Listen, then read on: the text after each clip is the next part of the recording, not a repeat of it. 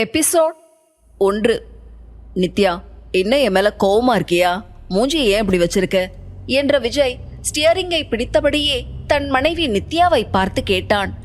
பின்ன கோவப்படாம கொஞ்சுவாங்களா? நமக்கு மேரேஜ் ஆகி 1 வாரம் கூட ஆகல.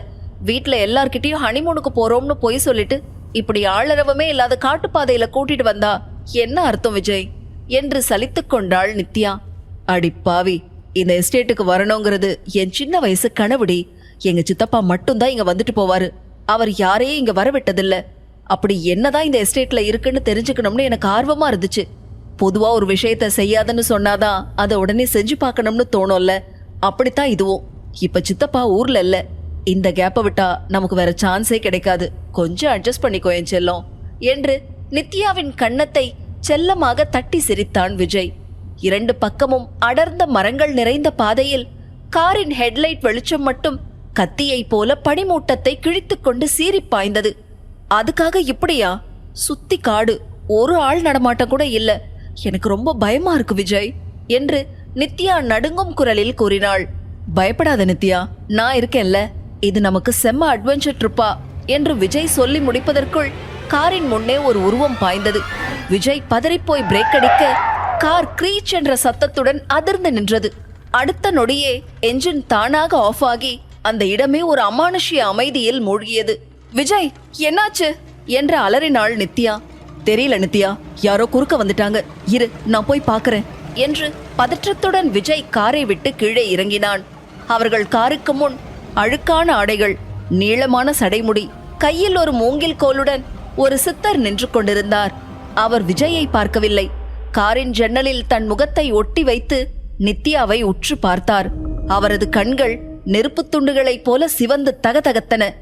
மாயா, நீ வந்துட்டியா வந்துட்டியா என்று நித்யாவை பார்த்து கேட்ட அந்த சித்தர் விஜயை பார்த்து, நீ அந்த எஸ்டேட்டுக்கு போகாத, அங்க போனா மரணம் நிச்சயம் என்று கூறியவரின் குரல் ஒரு பழைய கல்லறைக்குள்ளிருந்து வருவது போல கரகரப்பாக ஒலித்தது. அவர் கூறியதை கேட்டதும் மிரண்டு போன நித்யா, விஜய், எனக்கு பயமா இருக்கு என்று நடுங்கும் குரலில் கூறினாள். உடனே விஜய், யோ, யார் நீ? இவ ஒண்ணும் மாயா இல்ல, என் பொண்டாட்டி நித்யா. என்ன பயமுறுத்துறியா? ஒழுங்கா ஓடி போயிடு, இல்லன்னா என்று கோபமாக அவரை அடிக்க கையை ஓங்கினான். ஆனால் அடுத்த வினாடி விஜய் திகைத்து நின்றான். அந்த சித்தர் அங்கே இல்லை. கண்ணிமைக்கும் நேரத்தில் அவர் பனிமூட்டத்திற்குள் கரைந்து மறைந்திருந்தார். திடீரென அவர் மாயமாக மறையவும், என்ன, எங்க போனார் இவரு என்று விஜய் அதிர்ச்சியில் உறைந்து நின்றான். விஜய், ப்ளீஸ், எனக்கு ரொம்ப பயமா இருக்கு. அவர் நம்மளை ஏதோ எச்சரிக்கிறாரு. நாம திரும்பி போயிடலாம் ப்ளீஸ் என்று கெஞ்சிய நித்யாவின் உடல் தட தடவென்று நடுங்கியது. ஹே லூசு, அவனை பார்க்க ஒரு பைத்தியக்கார மாதிரி இருக்கான். அவன் சொல்றதெல்லாம் நீ பெருசா எடுத்துக்காத, வா போகலாம் என்று விஜய் காரை ஸ்டார்ட் செய்தான். சிறிது நேரத்தில் அவர்களின் கார் அந்த எஸ்டேட் வாசலில் நின்றது. அடர்ந்த காடுகளுக்கு நடுவே அந்த பழைய எஸ்டேட் பகலிலேயே ஒரு பேய் பங்களா போல் காட்சியளித்தது. அது அவர்களின் ஃபேமிலி கார் என்பதால் அதில் விஜயின் சித்தப்பா நரசிம்மன் தான் வருகிறார் என்று நினைத்து வாட்ச்மேன் கேட்டை திறந்து விட்டான். அந்த வாட்ச்மேனை பார்த்த நித்யாவின் இதயம் ஒரு நிமிடம் நின்று விட்டது. அந்த வாட்ச்மேனின் 2 கருவழிகளும் 2 வெவ்வேறு திசைகளை வெறித்து பார்த்து கொண்டிருந்தன. அந்த அமானுஷ்ய பார்வை நித்யாவின் முதுகெலும்பில் ஒரு குளிர் நடுக்கத்தை பாய்ச்சியது. ஒரு சுடுகாட்டிற்குள் நுழைவது போன்ற மரண பயம் அவளை சூழ்ந்தது. அந்த வாட்ச்மேனின் முகத்தை பார்த்து நடுங்கிய நித்யா, விஜய், இந்த இடமே ஒரு மாதிரி இருக்கு. பகல்லையே இவ்ளோ இருட்டா? பார்க்கவே பயங்கரமா இருக்கு. நம்ம இங்க ஸ்டே பண்ண வேண்டாம் விஜய் என்று விஜயின் கையை இறுக்கமாக பிடித்தபடி கூறினாள். ஹேய், வெளியே பார்க்கதான் இப்படி பழைய காலத்து பேய் பங்களா மாதிரி இருக்கும். பட் உள்ள சூப்பரா இருக்கும்னு கேள்விப்பட்டிருக்கேன். வா போகலாம் என்று விஜய் கூறினான். அவர்கள் இருவரும் உள்ளே செல்ல போக திடீரென்று காற்று வேகமாக வீசி அவர்களை அடுத்த அடி எடுத்து வைக்க விடாமல் செய்தது. எபிசோட் 2. ஏதோ தவறாக இருப்பதை போல உணர்ந்த Nithya, no Vijay, something is wrong here, வா நம்ம திரும்பி போயிடலாம் என்று பயத்துடன் சொல்ல, ஹே, என்ன நீ காத்தடிக்கிறதுக்கெல்லாம் பயப்படுற? நான் இருக்கேன்ல, பயப்படாம வா என்று சொல்லி விஜய் அவளை உள்ளே அழைத்து சென்றான். உள்ளே சென்றதும் அந்த பங்களாவின் பிரம்மாண்டம் நித்யாவை ஆச்சரியப்படுத்தியது. பழங்கால சிலைகள், ஓவியங்கள் என அந்த இடமே ஒரு மியூசியம் போல இருந்தது. வாவ் விஜய், இது நிஜமாவே ஒரு பொக்கிஷம். எனக்கு ஆன்டிக் பொருட்கள்னா எவ்வளவு பிடிக்கும்னு உனக்கு தெரியும்ல. இந்த சிலைகள், இந்த கண்ணாடி பொம்மைகள் செம்மையா இருக்கு என்று ஆச்சரியத்தில் கண்கள் விரிய பார்த்தாள் நித்யா. அப்பாடா, இப்பதான் மேடம்க்கு முகம் மலருது. சரி வா, அப்படியே வீடு முழுசும் சுத்தி பார்க்கலாம் என்று சிரித்தான் விஜய். இல்ல விஜய், நான் இங்கேயே பார்த்துட்டு இருக்கேன், நீ போய் சுத்தி பார்த்துட்டு வா என்று நித்யா சொல்லவும், சரிடி ஆன்டிக் பைத்தியமே, நான் போய் மத்த ரூம்ஸ் எல்லாம் எப்படி இருக்குன்னு பார்த்துட்டு வரேன் என்று சொல்லிவிட்டு நகர்ந்த விஜய் தனியாக அந்த வீட்டிற்குள் நடந்தான். ஒரு குறுகலான இருண்ட பாதை அவனை கீழே இருந்த பேஸ்மெண்ட்டுக்கு அழைத்து சென்றது. கீழே ஒரு பெரிய மரக்கதவு, அதில் டிஜிட்டல் நம்பர் லாக் போடப்பட்டிருந்தது. பல நம்பர்களை முயற்சி செய்து பார்த்தவன் தன் சித்தப்பாவின் டேட் ஆஃப் பர்த்தை டைப் செய்தான். லாக் திறந்து கொள்ள கதவை திறந்து கொண்டு உள்ளே இருந்த அறைக்குள் சென்றான். அங்கு நிறைய பழைய பொருட்கள், மரப்பெட்டிகள் கிடந்தன. அதில் ஒரு சிறிய அழகான மரப்பெட்டி அவன் கண்ணில் பட்டது. இது என்ன பாக்ஸ், பார்க்க அவ்வளோ அழகா இருக்கே என்று பாக்ஸை திறக்க உள்ளே ஒரு சிறிய வெல்வெட் பெட்டி இருந்தது. அதை கையில் எடுத்தவுடன் அவன் உடல் சிலிர்த்தது. ஒரு சில்லென்ற காற்று அவன் காதோரம் சீறிச் சென்றது போல இருந்தது. பெட்டியை திறந்தான். அதற்குள் பச்சை நிற கல் பதித்த ஒரு அழகான மோதிரம் இருந்தது. நித்யாவுக்கு ஆன்டிக் பொருட்கள்னா உசுறு. இதை இன்னைக்கு நைட் அவளுக்கு சர்ப்ரைஸா கிஃப்ட் பண்ணா அப்படியே அசந்துடுவா. அப்புறம் நைட்டு முழுக்க மஜாவா இருக்கலாம் என்று சந்தோஷத்துடன் அந்த மோதிரத்தை பேண்ட் பாக்கெட்டில் வைத்துக்கொண்டு மேலே சென்றான் விஜய். அன்றிரவு மாடியில் உள்ள ஒரு பிரம்மாண்டமான அறையை விஜய் மெழுகுவர்த்திகள், ரோஜா பூக்கள் மற்றும் மெல்லிய இசையோடு மிக ரொமான்டிக்காக அலங்கரித்து வைத்திருந்தவன் நித்யாவின் கண்களை பொத்தியபடி அவளை உள்ளே அழைத்து வந்தான். இப்ப கண்ண திற நித்யா என்றவள் காதோரம் அவன் கிசுகிசுக்க மெதுவாக கண்களை திறந்த Nithya, oh my god Vijay, இது ரொம்ப ரொம்ப ரொமான்டிக்கா இருக்கு, என்னால நம்பவே முடியல என்று ஆச்சரியத்தில் உறைந்து விட்டாள். எல்லாம் என்னோட ஏஞ்சலுக்காக தான், உனக்காக இன்னொரு சர்ப்ரைஸ் இருக்கு என்று காதலுடன் அவளை பார்த்த விஜய் சட்டென்று அவள் முன் மண்டியிட்டு பாக்கெட்டில் இருந்த அந்த பழைய வெல்வெட் பெட்டியை எடுத்து அவளிடம் நீட்டினான். எதுக்கு விஜய் இதெல்லாம் என்று வெட்கத்துடன் கேட்டாள் நித்யா. என் உயிர் இருக்கிற வரைக்கும் உன்னை இதே மாதிரி சந்தோஷமா பார்த்துப்பேன் நித்யா, ஐ லவ் யூ என்று பெட்டியை திறந்து அந்த பச்சைக்கல் மோதிரத்தை எடுத்தவன் மெதுவாக அந்த மோதிரத்தை நித்யாவின் விரலில் அணிவித்தான்.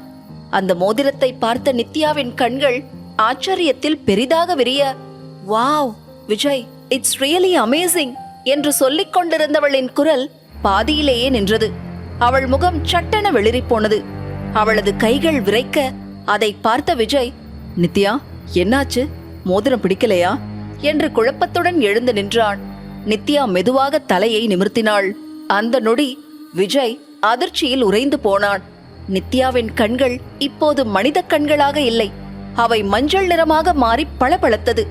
அத்துடன் அவள் கழுத்து பகுதியில் மெல்ல மெல்ல பச்சை நிறத்தில் பாம்பின் செதில்கள் போல மாறத் தொடங்கியது. நித்யாவின் கண்களில் தெரிந்த அந்த மஞ்சள் நிற ஒளியையும் கழுத்தில் மெல்ல மெல்ல படர்ந்திருந்த அந்த பச்சை நிற செதில்களையும் பார்த்து விஜயின் ரத்தம் உறைந்து போனது. மெழுகுவர்த்தி வெளிச்சத்தில் அவளது முகம் ஒரு வேட்டை மிருகத்தை போல கொடூரமாக மாறியிருந்தது. அவள் கண்கள் அவனை வெறித்து பார்த்தன. திடீரென்று நித்யாவிடம் ஏற்பட்டிருக்கும் இந்த மாற்றத்தை பார்த்து மிரண்டு போன விஜய் அவளை பிடித்து வேகமாக உலுக்கி, ஹேய் நித்யா, உனக்கு என்னடி ஆச்சு? உன் கண்ணு, கழுத்து, நித்யா என்று பயத்தில் அலறினான். அவன் அப்படி உலுக்கிய அடுத்த வினாடி நித்யா அதிர்ந்து போய் கண்களை சிமிட்டினாள். அவளிடம் தெரிந்த அந்த அமானுஷ்ய மாற்றங்கள் சட்டென காற்றில் கரைவது போல மறைந்தன. என்ன விஜய், என்னாச்சு உனக்கு? ஏன் இப்படி பதற? என் கழுத்துக்கு என்ன என்று ஒன்றும் புரியாமல் தன் கழுத்தை தொட்டு பார்த்து கொண்டே நித்யா மிகவும் கேஷுவலாக கேட்டாள். அவள் கூறியதை கேட்ட விஜய்க்கு இன்னும் ஷாக்காக இருந்தது.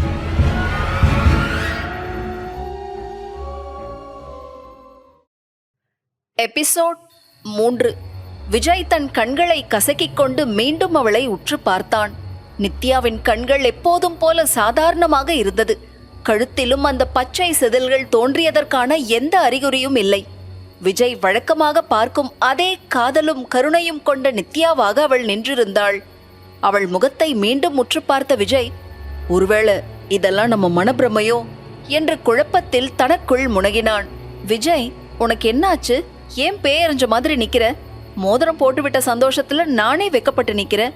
நீ என்னடா அண்ணா இப்படி பயந்து போய் பாக்குற என்று செல்லமாக கோபித்துக் கொண்டாள் நித்யா. இல்ல நித்யா, அது உன்னை அந்த வெளிச்சத்துல பார்த்ததும் எனக்கு ஏதோ சாரிடி, ஒன்னும் இல்ல என்று விஜய் சமாளிக்க முயன்றான். அப்போது நித்யா அவனை நெருங்கி கட்டி அணைத்து உதட்டில் ஆழமாக முத்தமிட்டாள். அந்த நொடியில் விஜயின் நரம்புகளில் இருந்த பயம் முழுவதுமாக வடிந்து காதல் சூடு ஏறியது. அந்த கேண்டில் லைட் வெளிச்சத்தில் வெட்கத்தால் சிவந்த முகத்தோடு அவள் ஒரு பேரழகியாக தெரிந்தாள். இந்த மோதிரம் ரொம்ப அழகா இருக்கு விஜய், தேங்க்ஸ் என்றவன் காதோறும் கிசுகிசுத்தாள். நித்யாவின் மூச்சுக்காற்று விஜயின் கழுத்தில் பட்டு தெரித்தது. அவளது அணைப்பிலும் அந்த ஆழமான முத்தத்திலும் அவன் கிறங்கி போனான். விஜய், இங்க பாரு என்றவன் முகத்தை தன் கைகளுக்குள் ஏந்திய நித்யாவின் கண்கள் காதல் போதையில் மின்னின. அவளது இடையை இன்னும் நெருக்கமாக வளைத்து பிடித்த விஜய், நித்யா, நீ நிஜமாவே ஒரு மாயக்காரிடி. உன்னை பார்க்க எனக்கு பைத்தியமே பிடிக்குது என்று ஹஸ்கி வாய்ஸில் கூறினான். தன் உதடுகளை அவனது காதோரம் கொண்டு சென்ற நித்யா, அப்படியே பிடிச்சிருக்கட்டும், அப்பதான் நீ கடைசி வரைக்கும் நித்யாவோட விஜயா இருப்ப என்று மயக்கும் குரலில் கூறியவள் தன் பட்டு போன்ற கூந்தலை அவன் முகத்தில் புரட்டி விளையாடினாள். அவளது உடலில் இருந்து வீசிய அந்த விசித்திரமான பெர்ஃப்யூம் வாசனை விஜயை நிலைக்குலைய செய்தது. அவன் அவளது கழுத்தில் மெல்ல முத்தமிட நித்யா சிலிர்த்து போய் அவன் சட்டையை இறுக்கமாக பிடித்துக் கொண்டாள். நித்யா டார்லிங், நீ என்ன பெர்ஃப்யூம் யூஸ் பண்ற?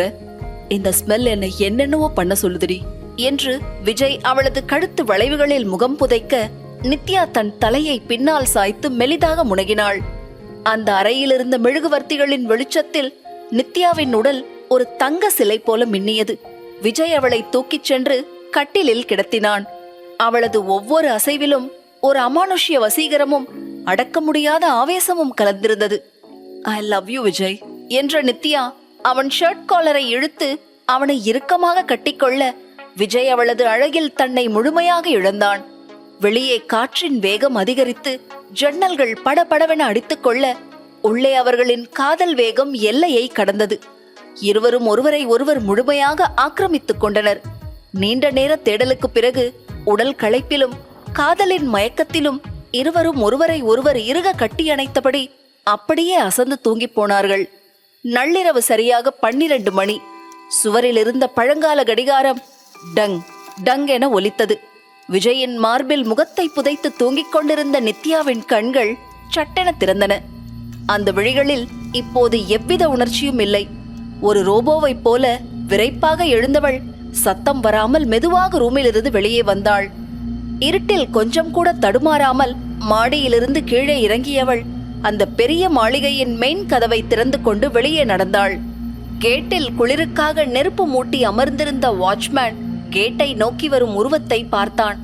பகலில் அவனை பார்த்து பயந்து விஜயின் பின்னால் ஒளிந்து கொண்ட அதே நித்யா இப்போது கொஞ்சம் கூட பயமில்லாமல் இருட்டில் தனியாக நடந்து வந்து கொண்டிருந்தாள். அம்மா, என்னம்மா இந்த நேரத்துல?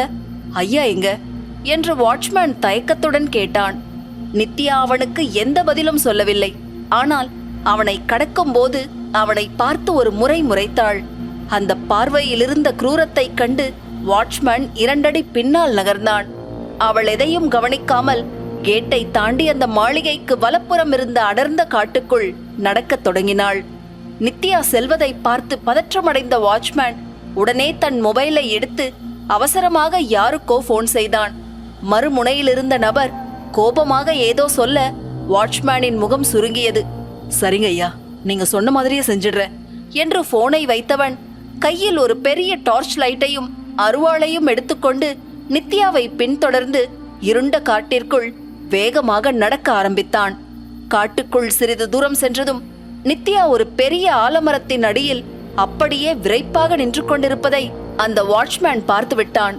நிலா வெளிச்சம் கூட நுழைய பயப்படும் அந்த நள்ளிரவு இருட்டில் தலைவிரி கோலமாக ஒரு பெண் தனியாக நிற்பதே ஒரு மரண பயத்தை தந்தது. அந்த காட்டின் இருட்டை விட நித்யாவின் தலைமுடி காற்றில் பறந்து கொண்டிருப்பதை பார்த்து மிரண்டு போன வாட்ச்மேன் தைரியத்தை வரவழைத்துக் கொண்டு அவளுக்கு பின்னால் சென்று, அம்மா, இந்த நடுராத்திரி நேரத்துல இங்க எதுக்கு வந்தீங்க? வாங்க வீட்டுக்கு போகலாம் என்று கூறினான். நித்யா மெதுவாக அவன் பக்கம் திரும்பினாள். அவள் முகத்தை பார்த்தவுடன் அந்த வாட்ச்மேனின் முகம் பேயறைந்தது போல மாறியது. அடுத்த செகண்ட், அம்மா, ஆ என்ற வாட்ச்மேனின் அலறல் சத்தம் அந்த இருண்ட காட்டில் பயங்கரமாக எதிரொலித்தது.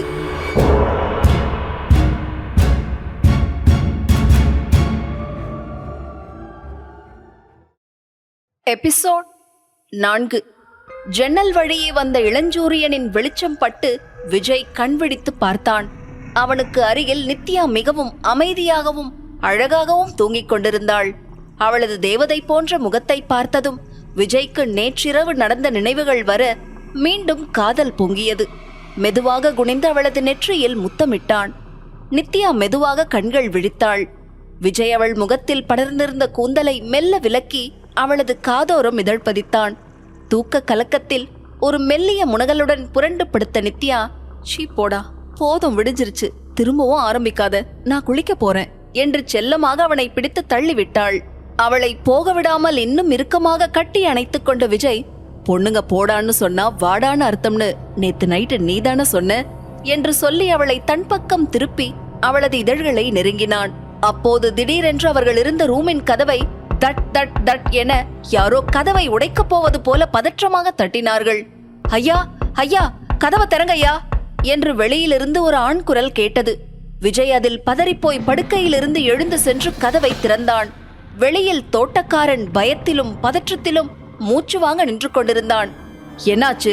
ஏன் இப்படி பதட்டமா இருக்க?" என்று விஜய் கேட்கவும், "ஐயா, சீக்கிரம் வாங்கய்யா, நம்ம வாட்ச்மேன் கருப்ப காட்டுக்குள்ள" என்று வார்த்தைகள் வராமல் திக்கித் திணறினான். உடனே விஜய் நித்யாவை அழைத்துக் கொண்டு அவசரமாக அவனுக்கு பின்னால் ஓடினான். காட்டுக்குள் இருந்த ஒரு ஆலமரத்திற்கு அடியில் ஊர் மக்கள் கூட்டமாக நின்று கொண்டிருந்தார்கள். அனைவர் முகமும் பீதியில் உறைந்து போயிருந்தது. "வழிவிடுங்க, வழிவிடுங்க" என்று விஜய் கூட்டத்தை விலக்கிக் கொண்டு உள்ளே சென்று பார்த்தான். அங்கே வாட்ச்மேன் கருப்பன் பிணமாக கிடந்தான். அதை பார்த்த நித்யா, "ஐயோ" என்ற அதிர்ச்சியில் அலறி விஜயின் பின்னால் ஒளிந்து கொண்டாள். அவளது உடல் பயத்தில் நடுங்கியது. வாட்ச்மேனின் உடலை பார்த்த விஜய்க்கு பயங்கர அதிர்ச்சி. அவனால் அந்த உடலை ஒரு வினாடி கூட பார்க்க முடியவில்லை. காரணம், அந்த உடலில் ஒரு சொட்டு ரத்தம் கூட இல்லை. யாரோ ஒரு பெரிய ஊசியை வைத்து அவனது மொத்த ரத்தத்தையும் சக்கையாக உறிஞ்சி எடுத்தது போல அவன் உடல் காகிதத்தை போல வெளிரிப்போய் நரம்புகள் சுருண்டு வறண்டு கிடந்தது. பார்க்கவே குலை நடுங்க வைக்கும் அளவுக்கு கொடூரமாக இருந்தது. அவனது கழுத்து பகுதியில் மட்டும் 2 பெரிய ஓட்டைகளில் ரத்தம் உறைந்து கருத்து போயிருந்தன. "விஜய், எனக்கு ரொம்ப பயமா இருக்கு விஜய், இங்கிருந்து போயிடலாம்" என்று நித்யா மிரண்டு போய் அழுது கொண்டே விஜயை பிடித்து கெஞ்சினாள். விஜயின் மனதுக்குள் இப்போது உண்மையான மரண பயம் ஊடுருவியது. எஸ்டேட்டை சுற்றி ஏதோ ஒரு பயங்கரமான அமானுஷ்ய சக்தி இருப்பதை அவன் உணர்ந்தான். நித்யா மிகவும் மிரண்டு போயிருப்பதை பார்த்த விஜய் கூட்டத்தை விட்டு விலகி அவளை தனியாக அழைத்து கொண்டு வந்தான். அப்போது திடீரென்று முதல் நாள் அவர்கள் மலைப்பாதையில் பார்த்த அந்த மர்ம சித்தர் அங்கே வேகமாக வந்தார். அவர் கண்களில் தீப்பொறி பறந்தது. நித்யாவை ஒரு பார்வை பார்த்தவர் தன் கையில் இருந்த மூங்கில் கோலை தரையில் ஓங்கி அடித்தார். "நான் தான் நேத்தே உன்னை இங்க வர வேணாம்னு சொன்னேன்ல, நான் சொன்னதை மீறி வந்துட்டியே. இது ஒரு மரணத்தோட நிக்க போறதில்ல, இந்த இரத்த பலி இன்னும் தொடரும்" என்று காட்டை கிழிக்கும் குரலில் கர்ஜித்தார். வாட்ச்மேன் கருப்பனின் ரத்தமில்லாத உடலை பார்த்து அதிர்ச்சியில் உறைந்து நின்ற விஜயும் நித்யாவும் அந்த சித்தரின் வார்த்தைகளை கேட்டு மேலும் நடுங்கிப் போனார்கள். இறந்து போன கருப்பனின் உடலிலிருந்து ஒருவித வாடை அந்த பகுதி முழுவதும் வீசியது. "விஜய், நேத்து நாம இங்க வரும்போதே இவர் இப்படித்தான் வார்ன் பண்ணாரு. நாம இங்க வந்தே இருக்கக்கூடாது. ப்ளீஸ் விஜய், எனக்கு பயமா இருக்கு. இந்த இடத்துல ஏதோ தப்பா இருக்கு. உடனே திரும்பி போயிடலாம்" என்ற நித்யா விஜயின் கையை இறுக்கமாக பிடித்து கொண்டு கூறினாள். அவள் உடல் குளிரிலும் பயத்திலும் நடுங்கியது. விஜய் அந்த சித்தரிடம் ஏதோ கேட்க நினைத்தான். ஆனால் அவரோ "மரணம் நிச்சயம்" என்று மீண்டும் சொன்னபடி கண்ணிமைக்கும் நேரத்தில் மாயமாய் மறைந்து விட்டார்.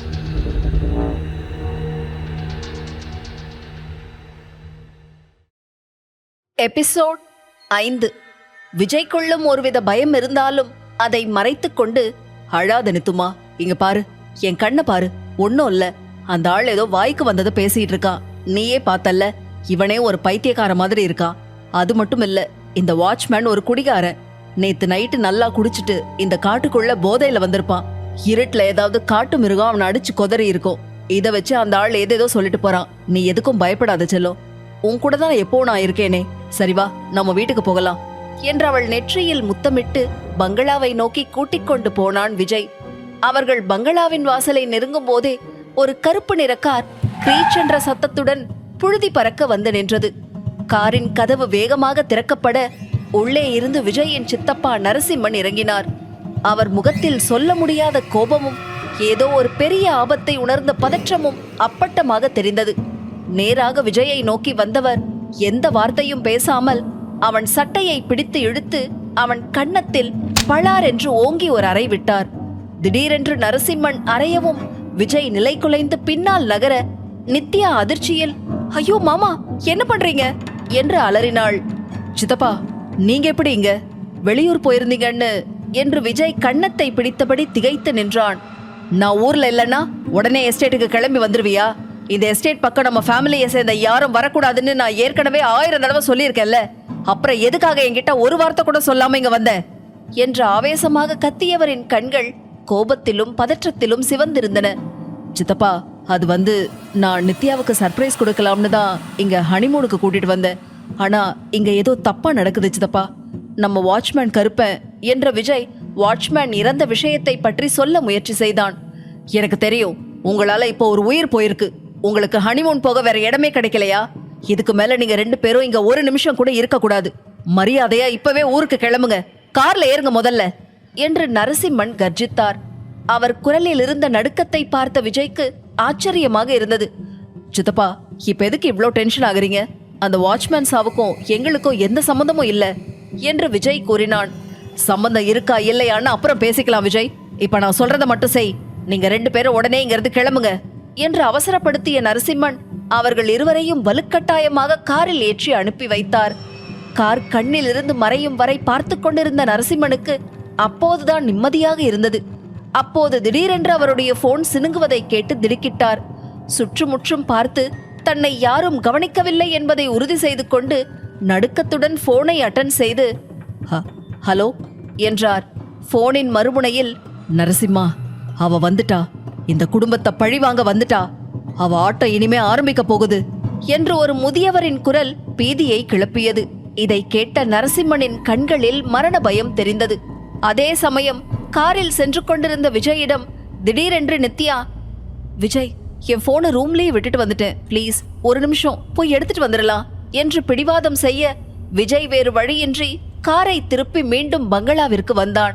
மறுபக்கம் சொன்னதை கேட்டு அதிர்ச்சியில் உறைந்து போயிருந்த நரசிம்மனுக்கு விஜயின் கார் மீண்டும் வருவதை பார்த்து தூக்கி வாரி போட்டது. அவர் காரை பார்த்து கொண்டிருக்கும் போதே மறுபக்கம் இருந்த முதியவர், பெரிய தப்பு பண்ணிட்டீங்க. இந்த இடத்துக்கு உன் குடும்பத்தை சேர்ந்த யாரும் வர வேண்டாம்னு சொல்லியும் மீறி வந்துட்டீங்க. இனி இந்த எல்லையில இருந்து உங்களால போக முடியாது. அதுக்கு அவ விடமாட்டா என்றவர் போனை வைத்து விட்டார். அவர்கள் கார் உள்ளே நுழைந்த அடுத்த நொடி வேகமாக வீசிய காற்றில் கேட் 2ம் அடித்து மூட கேட்டிற்கு வெளியே ஒரு நாகம் படமெடுத்து நின்று கொண்டிருந்தது. அதை பார்த்த நரசிம்மன் பயத்தில் சிலையென உறைந்து நின்றார்.